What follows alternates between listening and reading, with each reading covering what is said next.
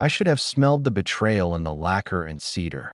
That morning, the workshop was as familiar to me as my own pulse.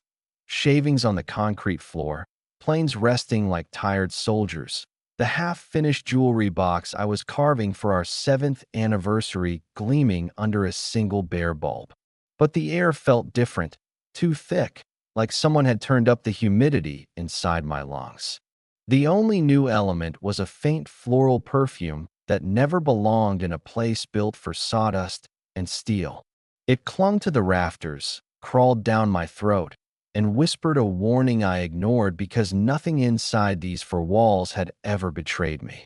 Nothing, until the hinges on the back door squealed and I stepped into a tableau that still replays behind my eyelids every night at 3:17 a.m. She was on the workbench, knees hooked over the edge, back arched, blouse half torn, mouth pressed to someone else's. Not just someone, my best friend since kindergarten, the guy who taught me how to lace a fastball pitch and preached loyalty louder than any Sunday sermon. His hands, the same hands that once pulled me out of an iced-over river, were now roaming my wife's skin in a way I thought was sacred to us. They didn't see me at first. I think the clap from the doorframe ricocheting off the planer drowned out my gasp. Or maybe betrayal has its own soundtrack that mutes everything but the heartbeat in your eardrums. I remember how her wedding ring flashed under the work light, a mocking glint that said vows are only metal and carbon when they should be meat and bone. Mark noticed me first. His eyes widened, but only for a heartbeat. Then they narrowed, as if I were the intruder in my own shop. My wife swung her head around a full second later, strands of hair sticking to her cheek, pupils dilated. For a crazy moment, I wondered if she'd ask me to turn on another lamp, like I was the stagehand, and this was just a rehearsal I had interrupted. My mouth opened. No words, just the metallic taste of adrenaline. I backed out, slammed the door so hard a chisel rang off the pegboard, and staggered into the gravel lot. The sky was stupidly bright, sunlight so cheerful it felt like mockery. I almost laughed, but what came out was a bark that scared a flock of starlings off the telephone wire. Then I drove. No destination. You can't outrun a memory that's glued to the inside of your skull, but the wheels spinning under me felt like a promise that maybe the next mile would erase the last 5 minutes. An hour later, I stopped in a strip mall parking lot, cracked my knuckles until they bled, and called my father-in-law, of all people. He answered on the fourth ring, cheerful as always, and I, idiot, told him nothing. I asked if my wife's mom was home because I needed to pick up an old family photo she'd promised to digitize for us. He said, sure, she's right here, want to talk to her? I mumbled a lie about a dying battery and hung up. Why her? Because in some still functional corner of my scorched brain, I needed the comfort of routine, and her mom, Beverly, had a routine. Mid-afternoon coffee at her breakfast nook while she texted my wife ad nauseum. I pictured her there now, thumbs flying, orchestrating potluck menus like a general mapping an invasion. At that moment, I felt an irrational urge to see Beverly's face, to witness the motherly pride that had raised a daughter who could incinerate a marriage in a workshop at noon. I headed there. The drive blurred. Every red light felt personal. When I arrived, Beverly greeted me with a hug so tight, I smelled the same floral note that had haunted my shop. Lavender and something citrusy. I had never noticed that my wife borrowed her mother's scent, or maybe I'd stopped noticing anything that didn't scream. Beverly poured coffee, chatted about resurfacing countertops, and finally excused herself to grab the photo album upstairs. Her phone buzzed on the table. I told myself I only glanced out of habit, curiosity, muscle memory, pick your justification. But the screen lit up. Mark's mom, group chat. 3 dots flashing. A new message popped. He's with her right now at the barn. Phase 2 after 2 p.m. A sick chill raced along my arms. Barn. That was my workshop nickname among friends. I should have left. Morally, legally, whatever LY you subscribe to, prying into someone's phone is wrong. But the universe had shoved me into a ring with betrayal, and honor had already bled out on the sawdust. I opened the thread. Hundreds of messages backdated months. Group name, wedding insurance. Members, my wife, her mom Beverly, Mark, and Mark's mom Carol. I scrolled, jaw clenched so tight my molars threatened to shatter. They discussed my habits, when I left for supplier runs, where I hid spare keys, even my known allergy to shellfish. A strategic dossier. The goal wasn't an affair, it was leverage. They talked about property laws, spousal entitlement, the best timing to file for separation while preserving my wife's claim to the workshop property I'd inherited from my grandfather. Mark's role? In their words, emotional accelerant. Make sure I blow up so hard I look unstable in court. And the mothers, God, the mothers, were the architects. A door creaked upstairs. I locked the phone and slid it back. Beverly returned with the photo album, a smile that now looked reptilian. I think I said thank you. I'm not sure. I drove home, but home had mutated into a crime scene. My wife's car was gone. Good. I needed oxygen. I paced the kitchen until dusk, rehearsing confrontations that always ended with the house aflame. Around midnight, I stopped pacing and started planning. Step 1. Digital backup. If the group chat was the bomb, I needed the detonator codes. Beverly used the same 4-digit PIN she used for luggage, her birth year inverted. I had seen her punch it at Christmas. At 3 a.m. I returned, hood up, sneakers silent on asphalt. Her porch light was motion sensitive. I disabled it last year when I installed new wiring. The spare key still sat under the ceramic turtle because villains are often lazy. Inside, the house smelled like potpourri and sin. The phone rested on the charger in the nook. I transferred every screenshot to my cloud drive in 5 minutes flat, heart pounding like a foundry hammer.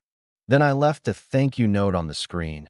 A single emoji I wasn't supposed to use, so I wrote the word out instead, smirk, and walked into the pre-dawn hush feeling more awake than any man deserves at that hour. Step 2. Lawyer. I sat outside her office at 6 a.m., rehearsing a sterile version of the truth. When the receptionist unlocked the door, she almost screamed because I sprang up like a scarecrow come alive. I dumped the phone data onto a flash drive and slid it across the conference table. She read. She blinked. She exhaled one long, sympathetic whistle and said, "We make no moves until we have a restraining order and secure your assets." Music to my ears, except every chord was dissonant. Step 3. Confrontation. I waited until Friday because the chat revealed they planned final paperwork Monday morning. Friday night, my wife and I sat at opposite ends of the sofa, a canyon of silence between us. She fiddled with her phone, thumbs dancing, unaware that every tap mirrored onto my tablet via spyware an old IT buddy owed me. I let her finish her latest text to the mom cabal, then cleared my throat. I told her I knew. Not just the affair, the plot, the property scheme, the psychological warfare. She tried the usual playbook: denial, tears, blame shift. I let her run it until she reached the part where she'd claim I was distant and unloving. Then I slid my tablet over. Page after page of her own words. She stared at them like they were written in a language she'd never seen, then whispered, "You were never supposed to see that." She meant the betrayal, but the line felt bigger, as if some cosmic rule said a spouse must remain blissfully ignorant for the marriage illusion to work. Mark showed up 10 minutes later, summoned by a frantic text she'd sent before I grounded her phone. I let him in. He puffed up, ready to play hero. I handed him a printed copy of the chat log. He skimmed, color draining from his face. Mark had never been the mastermind. His mother had played him like a pawn. He realized it simultaneously with me. The mothers wanted the workshop. Beverly fancied turning it into a boutique rustic venue. Carol into a premium lumber storefront. Our friendship, my marriage, were collateral damage in their blueprint. Things spiraled. Mark and my wife started arguing with each other. Accusations flew. I watched, detached, as decades of relationships detonated in my living room. When Mark hurled a vase, I stepped between them and ordered him out. He left, cursing his mother's name. My wife collapsed on the floor, sobbing about how she just wanted security, how her mom convinced her I'd never succeed, that carving boxes was a childish dream. I told her my grandfather built that shop from nothing after the war, and maybe the world doesn't understand calloused hands anymore, but they still build strong things. She reached for me. I stepped back. Saturday morning, the legal wheels turned. Bank accounts split, property protections filed, restraining orders served. The mothers reacted like villains in a low-budget soap. Beverly screamed on my voicemail that I had ruined a perfectly good settlement. Carol threatened defamation suits, so flimsy they collapsed under the weight of their own spelling errors. By Sunday, the story hit our town's grapevine. People took sides like it was a local Super Bowl. All I cared about was finishing that jewelry box, an artifact of a promise broken before it could be gifted. The box became my therapy. Each dovetail joint felt like stapling my life back together. I inlaid the lid with a strip of mother of pearl that shimmered under the lamplight, a reminder that ugly shells can hide beauty if you look deep enough. Monday morning, as the sun cut through the high windows, I glued the final piece, sanded the edges silky smooth, and locked it. Then I carved one last message on the underside. Some treasures stay mine. I placed the box on a shelf my wife would never dust again and swept the floor until no trace of that first betrayal remained. The hearing came fast. Screenshots speak fluent courtroom. The judge's gavel fell on the scheme like a guillotine. My wife's settlement shrank to pennies. The mothers were ordered to pay legal fees. Mark tried to apologize in the hallway, eyes wet. I told him forgiveness is a workshop.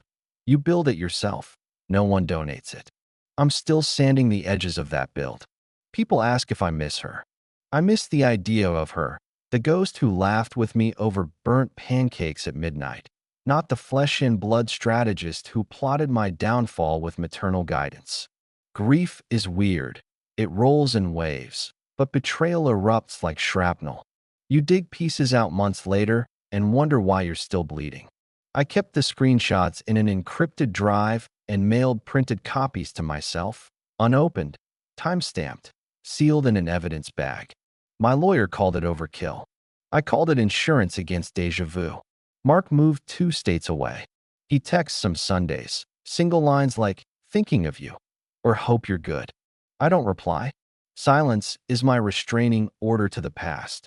My wife, ex-wife now, petitioned for therapy records to prove duress. The court denied.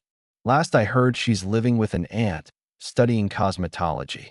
I wish her peace because harboring hate is like drinking varnish and waiting for the other person to choke.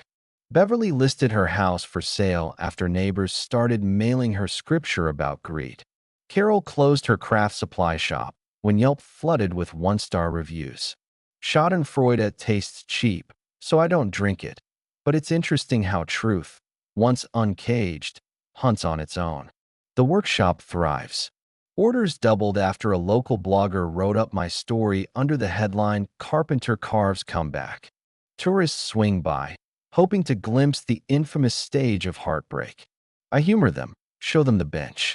They take pictures, post hashtags. Business is business. Late evenings, I sit on the stool where the betrayal happened and breathe in the scent of fresh pine. It no longer smells like sin. It smells like resurrection. The chisels shine, the lathe hums, and the jewelry box waits on its shelf, a reminder that I can craft beauty even from the ugliest grain. Someday I might open the box and drop my wedding ring inside, close it for good, and toss the key into the river Mark once dragged me from. Not today. Today I work. I heal, and I let the wood tell stories sturdier than people. Everything ends, but endings are just pauses between chapters, and I'm carving the next page with hands that no pain can be sanded into strength. That's all.